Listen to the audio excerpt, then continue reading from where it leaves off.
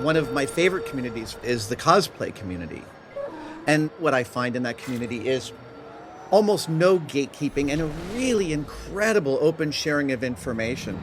One of the things I just love about going to pop culture cons and finding great cosplayers is they'll be like, oh, I took a cricket and then I modified it and I added this software and I did this thing and then I sprayed it with rubber and here's how it came out. And then someone else builds off of that.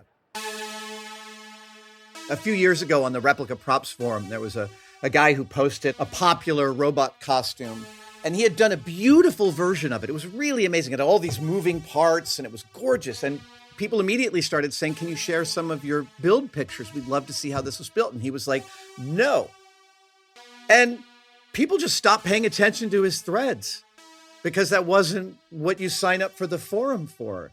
And I haven't heard hide nor hair of him in years because that's not what we're about.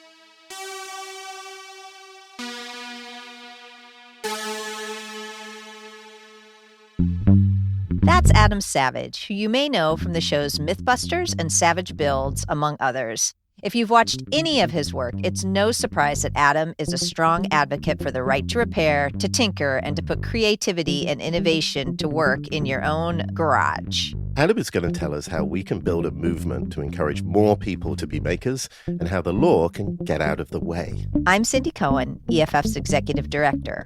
And I'm Danny O'Brien, Special Advisor to the EFF. Welcome to How to Fix the Internet, a podcast of the Electronic Frontier Foundation. You are, I would say, one of the world's most famous makers. But so tell us, how did this start? How did you get into, the idea that you were going to build things? I grew up in it. It was the water that I swam in growing up. My father was a painter, first and foremost, but he was also a madman back in the late 50s and early 60s in advertising. He actually got out of advertising and raised our family by doing animated interstitials for a new children's show called Sesame Street in the early 70s. Wow. Awesome. He was also a DIYer. He built a deck on the back of our house 3 times. I think by the third try, he got it right. So yeah, I was always raised with the example that you built your environment. So you're an inventor and you hang around with people who see technology as a space for invention as well, and who are creating and using and inventing. And what kind of obstacles are you seeing in the technological space of invention? And are they different or the same as the ones you see kind of in the more traditional putting wood together with nails kind of invention? Well, I mean, I guess the nice thing about putting wood together with nails is it's being ignored by patent trolls. It's like everyone gets so terrified to tell you their idea because we have this fictional economy that's supposedly based on ideas, right, but it's not. And that's a fiction. So, you'll have people like, I'd love to tell you about something, but you've got to sign this big thing. And, that sort of fear-based approach to invention is exhausting because everyone thinks that like secrecy is the route to their payday instead of like, we'll incrementally keep on iterating and making this better as we collaborate and move forward. Oh, that's such an important point. And I really, you got to blame the lawyers for this idea that the only way to get paid by something is not sharing it is really at odds with how society develops, right? We stand on the shoulders of giants. I think that there's always this interesting confusion too. Like when you talk to Silicon Valley originals, people who built this stuff, they learned by working at the Homebrew Computer Club and sharing everything. The two Steves, Jobs and Wozniak, would turn out there and show their working. And then I think some other people perceive it as like they have to come here and then go, oh no, you need to sign my NDA, like I can't talk about it. And go, everybody talks about everything. And I think one of the things that you see from your work is that invention and creation doesn't have to be a professional endeavor, right? There's this whole wider community of students and part-timers. And I think that there's a big wash between those two things, right? Yeah, it's funny. One of the best hardware, software engineers that I know won't work for a big company because he likes the freedom of taking weird freelance jobs and having total control over what he's working on. There's a lot of folks out there like that, and it's such an important sort of hidden economy of moving us forward. That's right. And, the open source community has really developed this idea, and there's a whole community around it, but it still flies a little under the radar, I think, from the top line stories we tell ourselves about invention and progress. Jamie Heineman and I spoke at the RSA conference here in San Francisco a few years ago. The big crypto conference, right? Cryptography. Yeah, the big crypto conference. Yeah. And I think the year after us, Stephen Colbert made a big splash at that conference. That's how people might remember it. But when we were there, I told a joke that died in the room, which was, they said, "Do you have any security myths you'd love to bust?" And I said, "Sure. How about that security through obscurity is idiotic and doesn't ever work?" Oh, right. Crickets and like 2 laughs in the room. We're not supposed to talk about that. So security from obscurity being the idea that like you can protect something by making it secret, that like if you don't reveal how the lock works, then the lock will magically be protected from lock pickers. Well, and the absurdity of this is that like these locks that the companies are hiding are effectively password 1, 2, 3, 4, 5, 6, but they're making it illegal for your brain to receive that information. I mean, they'd love to make it illegal for your brain to receive that information, that the password is so simple. And that's not security. It's, it's theater. That's a huge chunk of the problem that EFF has with the anti-circumvention provisions of the DMCA, which is a mouthful, but Section 1201 of the DMCA basically says if there's something copyrightable that's surrounded by a fence, you can't break the fence and you can't teach anybody else how to break the fence, regardless of how ineffective the fence actually is. And we've seen this. We've seen this law used against people replacing their printer ink by themselves, people creating garage door openers that interact with garages so you don't have to pay $1 zillion to the manufacturer to get something that's actually quite simple. And I'm wondering, do you have any experience with this? Has this happened to you?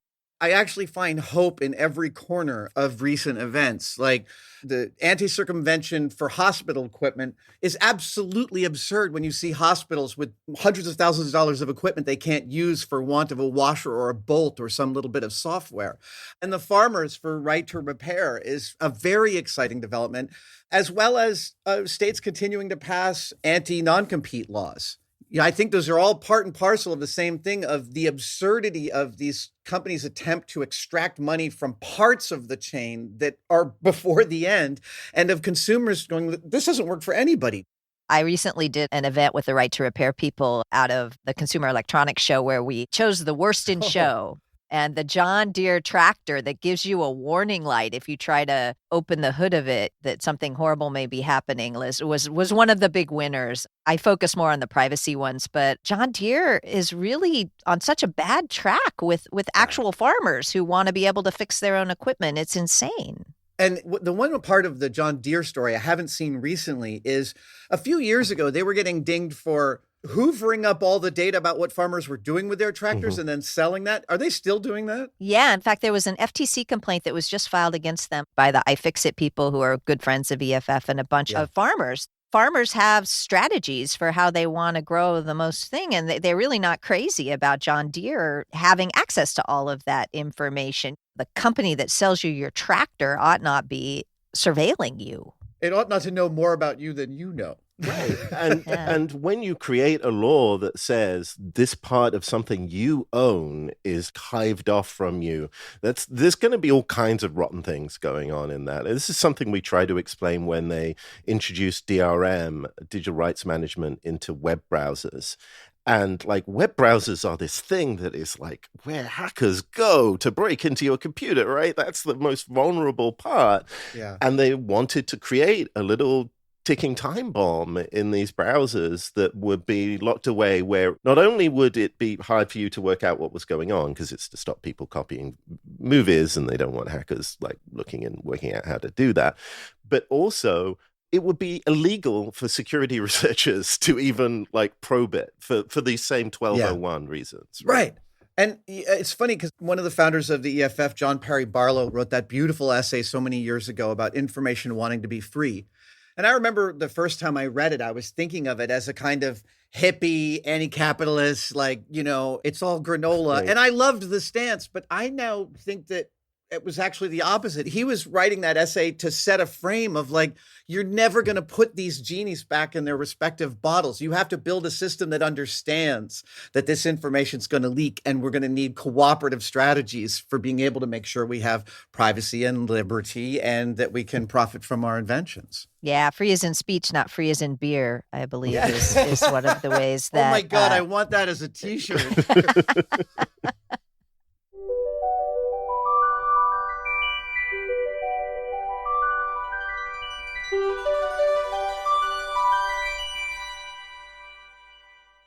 How to Fix the Internet is supported by the Alfred P. Sloan Foundation's Program in Public Understanding of Science, enriching people's lives through a keener appreciation of our increasingly technological world and portraying the complex humanity of scientists, engineers, and mathematicians.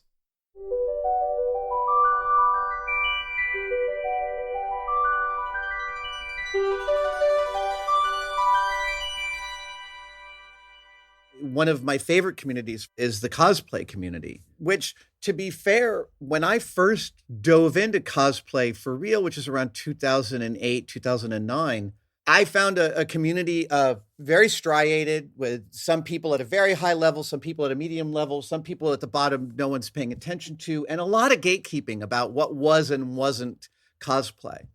And now what I find in that community is almost no gatekeeping and a really incredible open sharing of information. I think another thing that's really interesting about the cosplay community and also the fan fiction community is that they're both examples of areas where people don't take it seriously to begin with. And I think that makes them very vulnerable from a legal point of view. In the mid-2000s at EFF, we spent a lot of time working with fanfic writers because they were getting legally harassed about whether it was okay to use the characters from books. And one of the reasons why that happened, I think, was because people said, well, that's not a thing, right? Like, that's not real fiction, right? Like, you're just riffing. And same with remix culture, same with mixing music in the 90s and 80s. And again, I think it's this weird transition where people do this for fun and also because it's captivating, but it's in a legal gray area. And if you're not careful, it gets thrown into that legal gray area and you just get a whole amazing community creativity that becomes, hip hop, that becomes like endless sequels of Star Wars and so forth. And you have some wonderful artists illuminating that. Kirby Ferguson's incredible documentary, Everything is a Remix, which he keeps on updating and keeping current. I just love that. Just the fertility of that sharing of ideas. One of the things that I have also encountered is I once played poker with the head counsel for Lucasfilm, and he was telling me, this is 20 years ago, but he was like, we know everybody who's making stuff out there. We know all the Stormtrooper costume makers. We know who's making what. He said, we're not interested in stopping someone from making them. We just don't want someone to turn it into a multi-million-dollar business, which fair enough, actually. But they wouldn't ever say that publicly. Right. Yep. And therein lies the problem. It's like, you remember the whole legal thing we tried to thread of like allowing doctors to say, I'm sorry, without expressing a legal liability for saying, I'm sorry. This is this problem we have in our culture of this, like, well, we can't really admit it publicly that we do this. But, Lucasfilm was very clear on how much the fandom supported and helped Lucasfilm in its mission. Yeah, I think this points away to some stuff that we could fix pretty easily, right? Fair use is a kind of complicated legal doctrine, but it doesn't have to be. And companies can just say, we think this is fair use, and just put it outside of this realm where you have to come ask for permission, you have to sign a document, you have to all these things. It's just fair use. Or lawyers with, overboard trademark arguments, this idea that if you don't come down hard on anybody who uses your trademark, somehow you're going to lose your trademark. Like, that is actually not a big threat for most of the people who are wielding it around. It's too bad that that's not happening with more grace from a lot of companies. Humans are we are ludicrously inconsistent. We believe everything we believe fiercely right up until we're angry. And then we're leaning on our car horns to get you to move. Yep.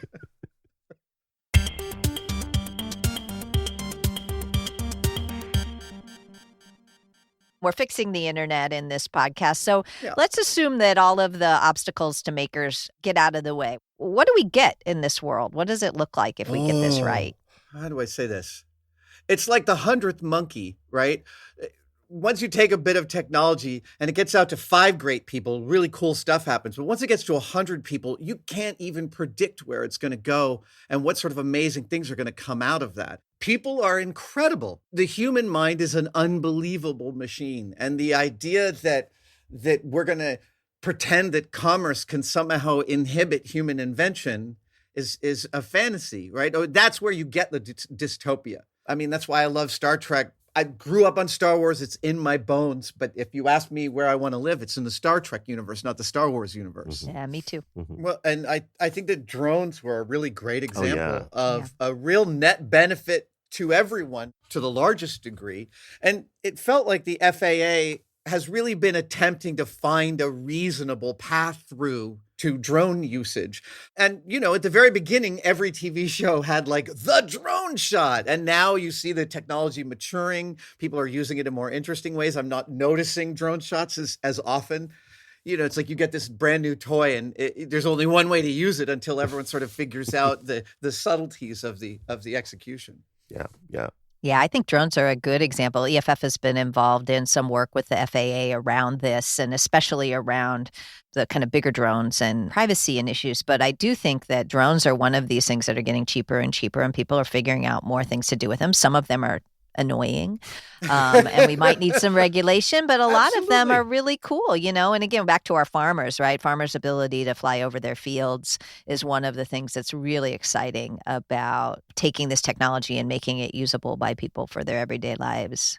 And the people we're fighting against here are people who would love to have patented the idea of using a drone for real estate photography, and then nobody else can do that without paying them. Right. And that's mind-bendingly stupid. Yeah, it's funny how IP, intellectual property comes up a lot in this space, right? Because it is often a set of things that are trying to create artificial scarcity around things that are not scarce. And getting that balance right is really important because not everything should be scarce in our society. Years ago, I actually read through, I can't remember what author inspired me to do it, but I read through both the Copyright Act and the Patent Act. Wow. At the beginning of the founding of America. And they're both really, really clear. They're both crystal clear in their language about how much ideas that go out into the world are a net benefit to society and culture as a whole. Let everyone make a little money at the beginning. Let everyone else benefit from the invention at the end. It's such a beautiful plan. It just feels like we've been chipping away at it for 200 years.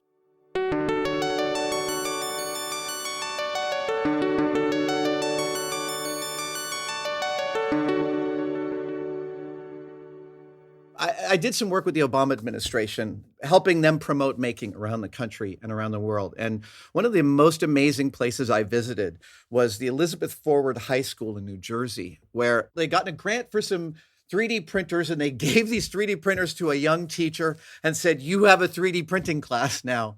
She didn't know how to use them. She didn't know what to do with them. She got together with her students, a bunch of Christian girls and like 13, 14 years old.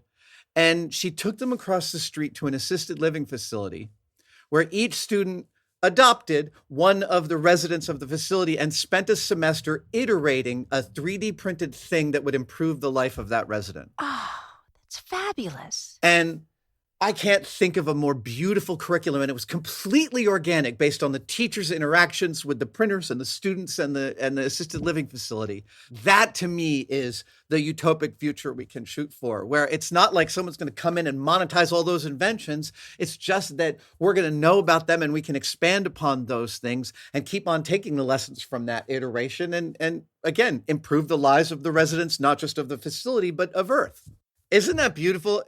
I was so moved by the story as they told it to me, and realizing like there's no greater lesson for a young industrial designer, whether or not you're going to end up being an industrial designer, than iterating a product with somebody who is vastly different from you in their life and experience.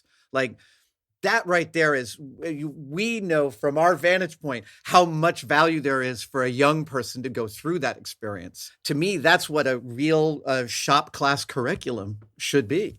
And the sense of power, right? The sense of being heard and listened to and this creative conversation. We talked with a guy named Zach Latta who runs a thing called Hack Club and has kids learning how to do a lot of these skills. And this is really something that helps our future generations and it helps our current generations really have agency over their lives.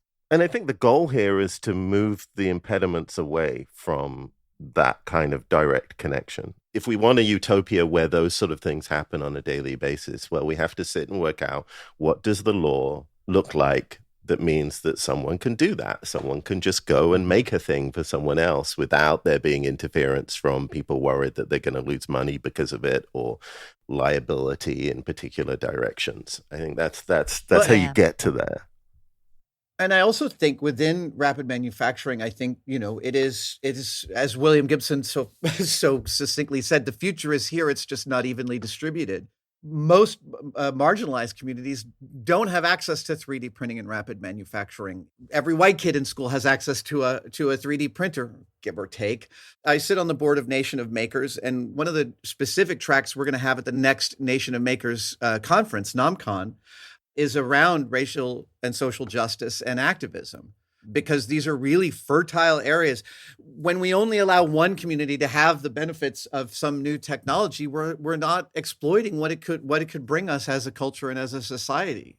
We have to include all these other voices in order to reap the full benefits. Absolutely. And, the other lesson that we've learned from this podcast over and over again is that the communities know what they need best. Like, the best ideas come from within these communities. So it's not just that the rest of us don't get the benefit of these things. The things that we might see being developed, even with good intentions to try to assist this community, they're not going to be as good a fit, right? Because they don't come from it.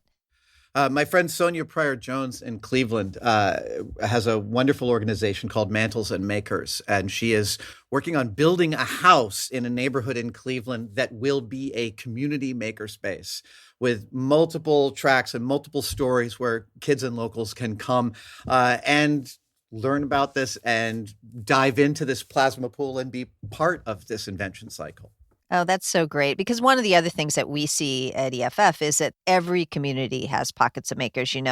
I grew up in a small town in Iowa. We had the gearheads, right? The people who are always working on their cars. That's a maker community, right? And as technology makes some kinds of making a lot easier, and those communities, they already exist, right? We don't have to build them. We just have to protect them from the law and from kind of misunderstanding of what they're up to. And then they will grow, right? Well, and I love the strange bedfellows of like your average power user of a hackerspace turning out to have the same goal as a farmer in Iowa for the use and utility and repurposing of their equipment. I'm fascinated by that. I love that convergence of the most disparate life experiences, yet coming onto the same plane for the same battle. Well, and I think it really talks about making, it's a universal value, right? It expresses itself differently in different communities, but you're right. And one of the fun things about EFF is, we got a Section 1201 exemption for tractors and stuff. So we took on John Deere and we won in the Copyright Office. But just finding those pockets all around the world of people who have a specific make need and working with them to try to build the law. And I do think that the farmers are going to be a huge piece. There's federal law pending on right to repair. Joe Biden has said that he's supportive. There are a lot of people who are really talking about this now. And honestly, I think we have the farmers to thank, right? Because they enlivened a whole other piece of our representative government around an issue that just probably didn't feel like it was relevant to that community until recently. Well, and the ethos of being a farmer, which is so deeply baked into American culture, turns out to be the ethos that we're fighting for, which is I can repair it with number 3 fencing wire if I need to. There's a joke that they make in It's I'm modifying a joke in New Zealand. It's if it can't be fixed with number 8 fencing wire, it can't be fixed. That's how I feel about duct tape. We'll just fix the law with no fencing number wire. 8 fencing wire. Yeah. Just go to DC with a bunch of it and be like, here, we have what you need. I feel like there's more of us and we're louder and we're stronger, but this is not a battle that's going to be won automatically. This is one of those things that seems obvious to the people who are on our side of this, that it ought to just happen. And the amount of fight we have and are going to have around this is going to continue.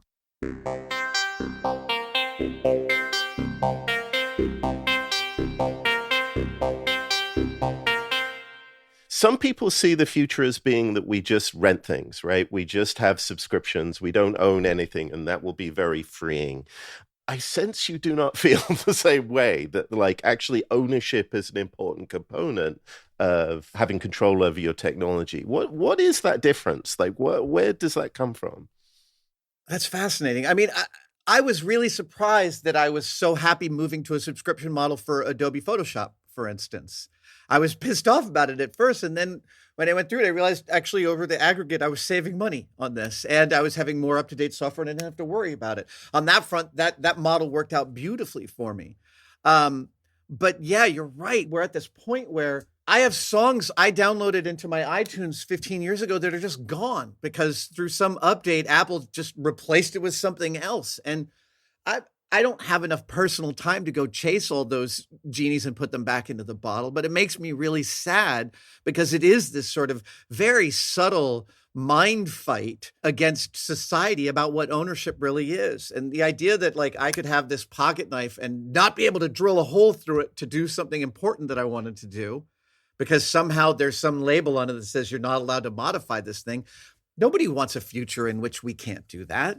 There's no way in which that's a net benefit to anybody. We'd have hospitals full of this year's equipment that worked and last year's equipment that didn't. We use ownership as a shorthand, right, for control and power. And I think that for me, whether it's licensed or whether it's owned is important because it signals where the power lies and where things lie. And as we learn over and over again, often shifting to licensing means surveillance. Because, yes. You can't control what people do unless you're watching what people do. And so surveillance ends up being a piece of this. So, I think that ownership is, it's tremendously important for some things, but it's important because of the power dynamic. And you could create a license that doesn't have that power dynamic. Right. It's just that so few companies do. And it's the flip side of the liberty to do what you want with the stuff that you have. Yep. It is this really interesting way in which fair use and copyright dovetails immediately with liberty and freedom. Yes. And I think those values about liberty and the use of our objects are completely nonpartisan. I don't think we'd find Republicans. I'm very much a left-leaning liberal, but I don't think I'd find a Republican that would disagree with me about farmers being able to fix their own equipment. Yes. And that actually gives me hope for the future that, like, again, that image of the farmer and where they are in American culture is so powerful. It highlights deeply the absurdity of the position of John Deere. And right to repair and tinker and all of those kinds of things, in some ways, they're deeply cross-partisan, right? It's this idea that you fix your own truck. I mean, again, I grew up in rural Iowa. Like the idea that you fix your own truck is not a partisan idea, right? It's deeply, deeply embedded in whatever self-respect, self-control, power, autonomy ideas that really, in some ways, get voiced a lot more by people on the right. I think they're widely shared, though. Well, I'll point out another hidden economy that someone is going to try and monetize at some point, which is I was trying to fix one of my bathroom faucets a couple of weeks ago, and I called up a 10-year-old Grohe service manual video of how to repair this faucet. And we all love YouTube for that, right? Because anything you want to fix, whether it's this thing or your video camera, there's someone who's taking it apart, whether they're in Micronesia or Australia, it doesn't matter. But the moment someone figures out that they can make a bunch of dough from that, I'm sure you would see companies start to no, you can't put up those repair videos. You can only put up these repair videos. And we all lose when that happens. It's definitely the case. I mean, one of the biggest copyright verdicts in the world was a case where Oracle sued people who were granting access to internal materials about how you fix Oracle's servers, and the copyright damages were huge. So, and I do think this is one area where the more you get into a purely digital situation, the harder it is to convince people that it's the same problem. If it's using genuine GM parts to fix your GM truck, most people know that that's an optional thing, that you don't have to do that, and that's GM trying to make more money off of you. Don't get confused by one's hardware and one's software or digital. It's the same thing, and being able able to fix your own stuff or fix stuff yourself is a value that shouldn't turn on whether you're talking hardware or software.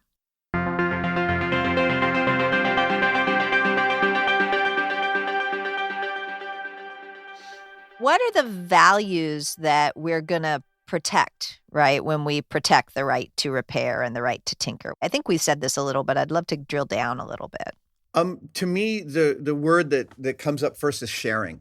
The sharing economy is an economy. And it is just like any economy, it can benefit everybody if you treat it and grow it well, like a house plant. And that involves us getting past our own egos, moving past our fantasies of ruling industry and realizing that the things we invent can make things better for each other. But it doesn't mean that if you invent one widget that's popular, you should live the rest of your life in perfect sultan-like comfort. Yeah, absolutely. Well, Adam, thank you so much. This was just delightful and also very heartening, right? That this community is alive and well. We've got obstacles we need to get out of their way and crazy things that are happening that are blocking people. But the community that you're so deeply a part of is thriving, and that's good news. Well, and, through organizations that I get to work with, like Nation of Makers and Mantles and Makers, I'm hoping to help raise a generation or two of digital natives who understand and swim in this language and can build the next generation's sharing economy. That's wonderful. Can't wait. I can't wait for all the stuff they're going to give us. We love cool stuff at EFF. Cool things. Thank you so much. I'm so glad you guys are out there. Like I said, I believe in your mission. Send me in, Coach. I'll testify before Congress, whatever you need. I'm here for you. I'm going to take you up on that. That's wonderful. Thank you. Oh, thank you, guys.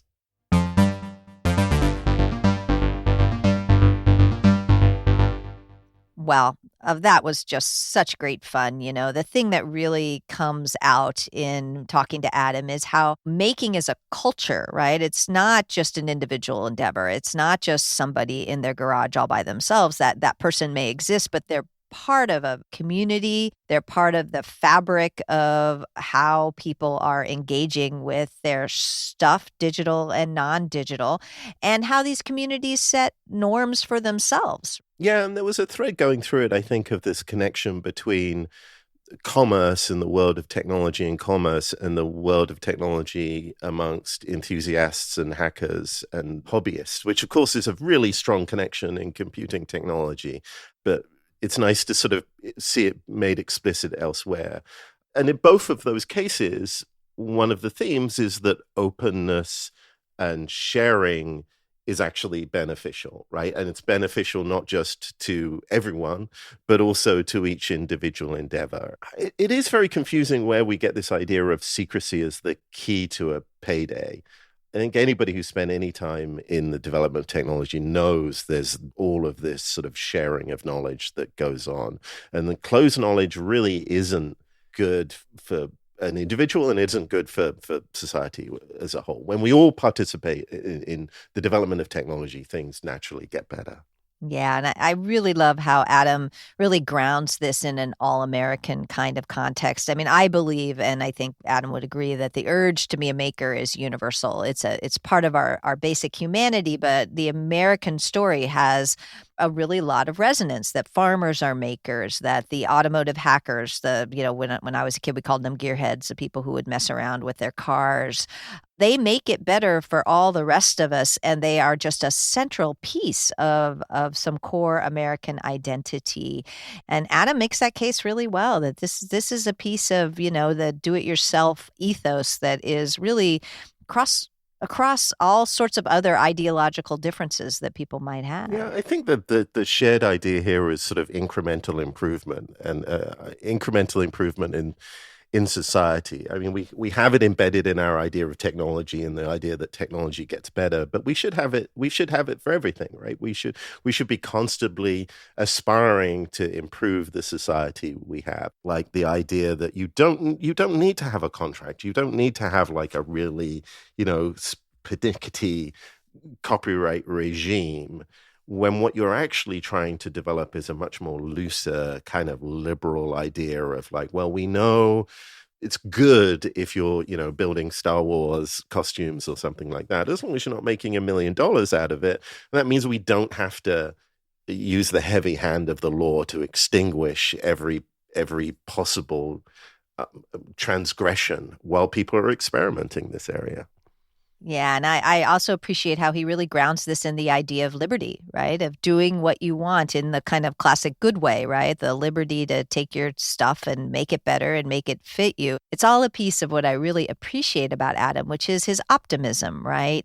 Yeah, and I think people underestimate how powerful it is just to be optimistic, right? If you actually believe, oh, maybe we can fix this, then you can go a long way. And of course, makers by definition must be optimistic because they're always convinced they're going to be able to fix or build something in the end. Otherwise, they wouldn't start. I think you fundamentally have to be optimistic if you're trying to build a better future, whether that's a better future by adding something cool to this tool or by making a cool cosplay costume, or in the work that we do a lot, trying to make the rules of the road and the law better. There's an optimism that has to be built in that Adam just shines through with. Well, thank you so much for joining us today. If you've enjoyed this episode, please visit EFF.org/podcast, where you'll find more. You can learn about the issues and you can donate to become an EFF member. Members are the only reason we can do this work. Plus, you can get cool stuff like an EFF hat or an EFF hoodie, or even an EFF camera cover for your laptop. Music for How to Fix the Internet was created for us by Reed Mathis and Nat Keefe of Beat Moa. This podcast is licensed by the Creative Commons Attribution 4.0 International License and includes music licensed under the Creative Commons Attribution 3.0 Unported license by their creators. You can find their names and links to their music in our episode notes or on our website at eff.org/podcast. How to Fix the Internet is supported by the Alfred P. Sloan Foundation's Program in Public Understanding of Science and Technology. I'm Danny O'Brien. And I'm Cindy Cohen.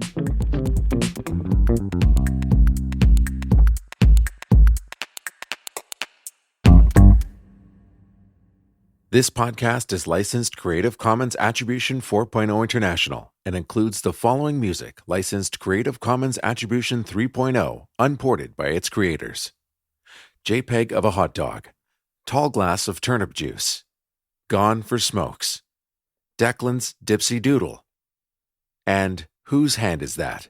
All by Gaeta H.